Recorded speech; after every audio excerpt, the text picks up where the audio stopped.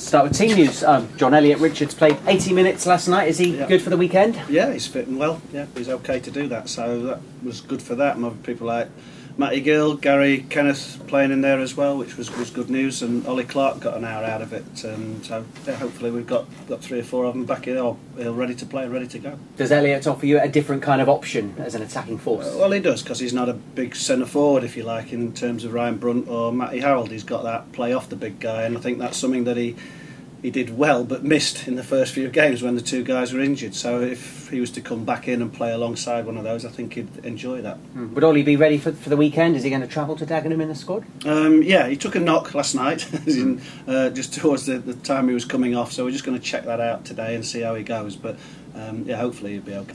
Started to prepare my commentary notes for Saturday. Dagenham. I'm looking at their team. I guess not many household names, but I guess they're a dangerous start course on Saturday. Yeah, well, they beat Colchester 4-1. I mean, I know Joe at Colchester really well, Joe Dunn, and spoken to him about the game. They did have their centre half sent off and stuff like that, and that does affect people obviously. But they produced some threat in that game against a team from a higher league. So and then we saw them lose 3-0 at Mansfield and play not very well at all. So it's an unpredictability, but I suppose you can say that a little bit about League 2 anyway.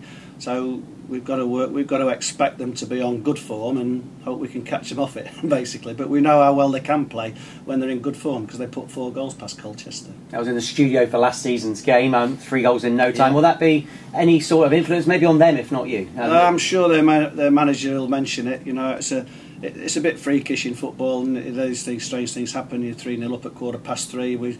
We lost our goalkeeper at 10-3. We're getting injured, and our young guy's gone in, and the whole thing suddenly in 25 minutes. It's a crazy afternoon already, and there's still a lot of football to be played. So if it goes like that again, I'll accept a 3-0 lead at 3:15, but I don't think that's likely. I think there's a really difficult game on our hands, and hopefully we can give them one as well. And football's such small margins, isn't it? A win at Dagenham, a away win on Saturday could really boost everyone's morale. Yeah, well, the morale's okay. I mean, every game we've had this season has been the odd goal. We've either lost it, won it, or as a draw or whatever, and we've been very close. Even in the Bristol City game, we got close to it by an odd goal. So there's very little in terms of improving it or getting it worse. It's how people want to look at it. We've been in every single game so far. We've been in with a chance of getting points out of every single game. We have done in 3 of them, and we want to do the same tomorrow. Saturday we'll go to Dagenham and work hard to stay with the game, and if we can improve our shooting tally at the front end of the team, then we have a chance of coming back with a point or 3, and that's important.